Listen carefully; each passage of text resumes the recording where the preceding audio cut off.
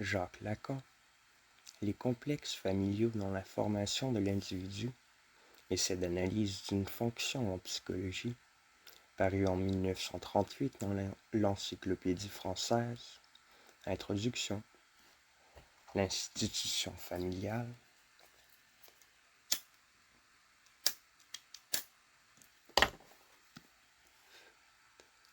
La famille paraît d'abord comme un groupe naturel d'individus unis par une double relation biologique. La génération qui donne les composants du groupe, les conditions de milieu que postule le développement des jeunes qui maintiennent le groupe pour autant que les adultes générateurs en assurent la fonction. Dans les espèces animales, cette fonction donne lieu à des comportements instinctifs, souvent très complexes. On a dû renoncer à faire dériver des relations familiales ainsi définies les autres phénomènes sociaux observés chez les animaux. Ces derniers apparaissent au contraire si distincts des instincts familiaux que les chercheurs les plus récents les rapportent à un instinct original, dit d'interaction. L'espèce humaine se caractérise par un développement singulier des relations sociales que soutiennent des capacités exceptionnelles de communication mentale et corrélativement par une économie paradoxale des instincts qui s'y montre essentiellement susceptible de conversion et d'inversion et non plus d'effets insolables que de façon sporadique. Des comportements adaptatifs d'une variété infinie sont ainsi permis. Leur conservation et leur progrès, pour dépendre de leur communication, sont avant tout œuvres collectives et constituent la culture. Celle-ci introduit une nouvelle dimension dans la réalité sociale et dans la vie psychique. Cette dimension spécifie la famille humaine, comme du reste tous les phénomènes sociaux chez l'homme. Si, en effet, la famille humaine permet d'observer, dans les toutes premières phases des fonctions maternelles, par exemple, quelques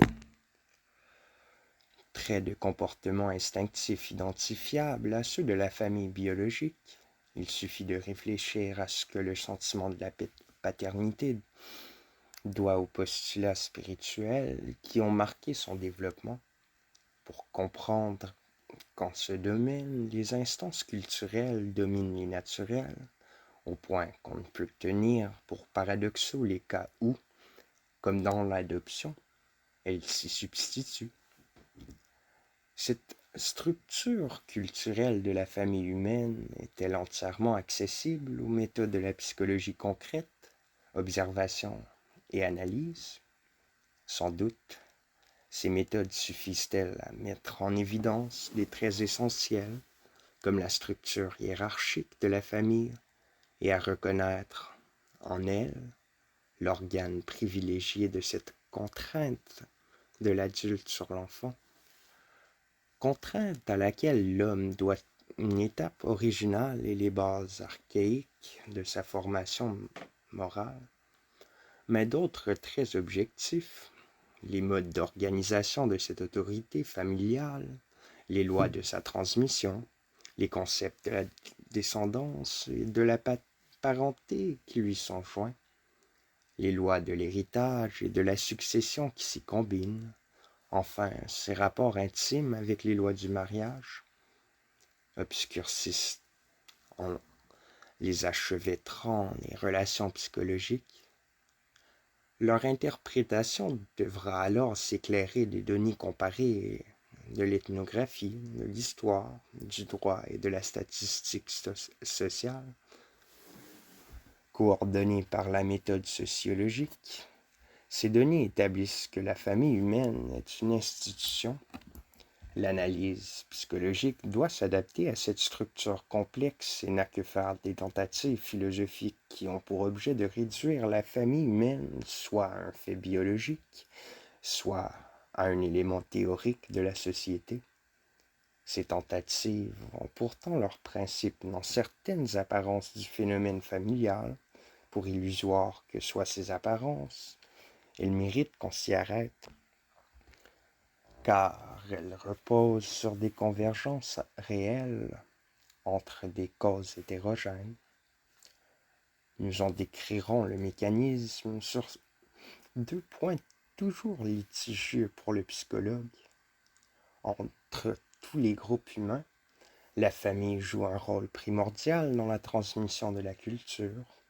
Si les traditions spirituelles, la garde des rites et des coutumes, la conservation de techniques et du patrimoine lui sont disputées par d'autres groupes sociaux, la famille prévaut dans la première éducation, la répression des instincts, l'acquisition de la langue justement nommée maternelle.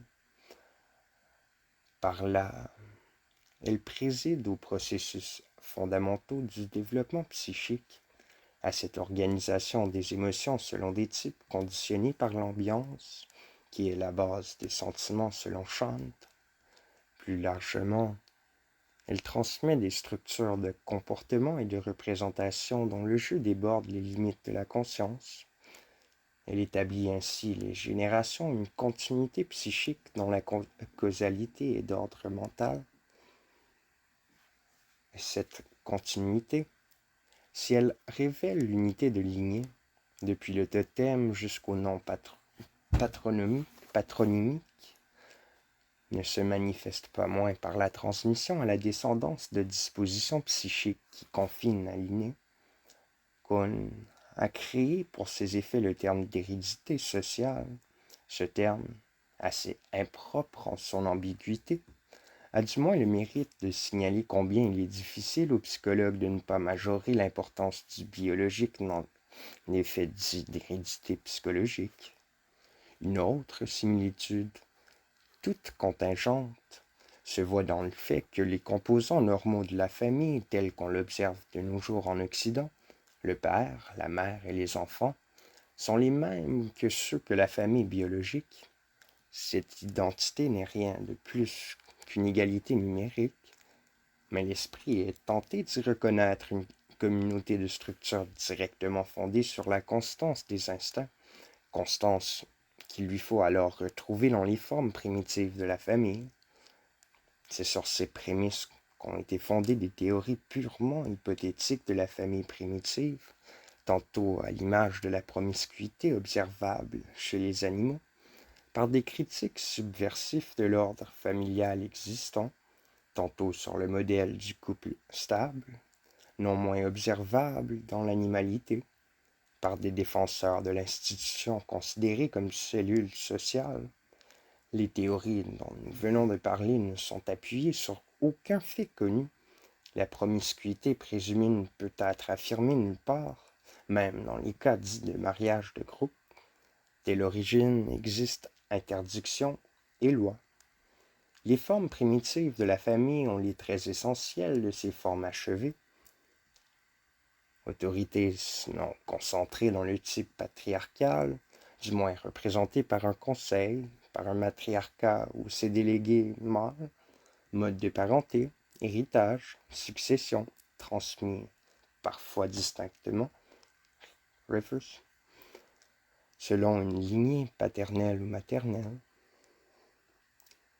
Il s'agit bien là de familles humaines dûment constituées, mais loin qu'elles nous montrent la prétendue cellule sociale, on voit dans ces familles, à mesure qu'elles sont plus primitives, non seulement un agrégat plus vaste de couples biologiques, mais surtout une parenté moins conforme aux liens naturels de consanguinité.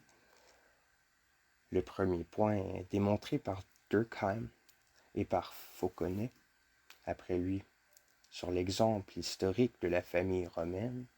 À l'examen des noms de famille du droit successoral, on découvre que 3 groupes sont apparus successivement, du plus vaste au plus étroit. La gens, agrégat très vaste de souches paternelles. La famille agnatique, plus étroite mais indivise.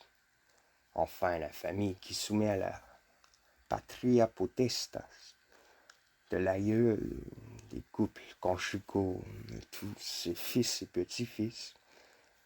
Pour le second point, la famille primitive méconnaît les liens biologiques de la parenté, méconnaissance seulement juridique dans la partialité unilinéale de la filiation, mais aussi ignorance positive peut-être, méconnaissance systématique au sens de paradoxe de la croyance que la psychiatrie donne à ce terme, exclusion totale de ces liens qui, pour ne pouvoir s'exercer qu'à l'égard de la paternité, s'observerait dans certaines cultures matriarcales, Rivers et Malinowski. En outre, la parenté n'est reconnue que par le moyen de rites qui légitiment les liens du sang et au besoin en crée de fictifs, fait du totémisme, adoption, constitution artificielle d'un groupement agnatique comme la Zadruga Slave. De même, d'après notre code, la filiation est démontrée par le mariage. À mesure qu'on découvre des formes plus primitives de la famille humaine, elles s'élargissent en groupements qui, comme le clan, peuvent être aussi considérés comme politiques.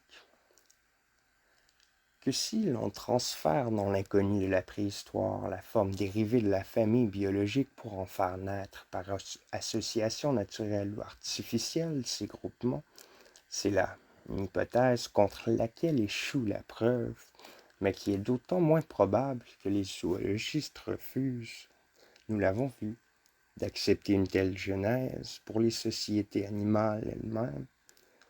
D'autre part, si l'extension et la structure des groupements familiaux primitifs n'excluent pas l'existence en leur sein de familles limitées à leurs membres biologiques, le fait est aussi incontestable que celui de la reproduction bisexuée, la forme ainsi arbitrairement isolée ne peut rien nous apprendre de sa psychologie et on peut l'assimiler à la forme familiale actuellement existante. Le groupe réduit que compose la famille moderne ne paraît pas, en effet, à l'examen, comme une simplification, mais plutôt comme une contraction de l'institution familiale. Il montre une structure profondément complexe, dont plus d'un point s'éclaire bien mieux par les institutions positivement connues de la famille ancienne que par l'hypothèse d'une famille élémentaire qu'on ne saisit nulle part. Ce n'est pas dire qu'il soit trop ambitieux de chercher dans cette forme complexe un sens qui l'unifie, peut-être dirige son évolution. Ce sens se livre précisément quand, à la lumière de cet examen comparatif, on saisit le remaniement profond qui a conduit l'institution familiale à sa forme actuelle. On reconnaît du même coup qu'il faut l'attribuer à l'influence prévalente que prend ici le mariage, institution qu'on doit distinguer de la famille, d'où l'excellence du terme famille conjugale, par lequel Durkheim la désigne.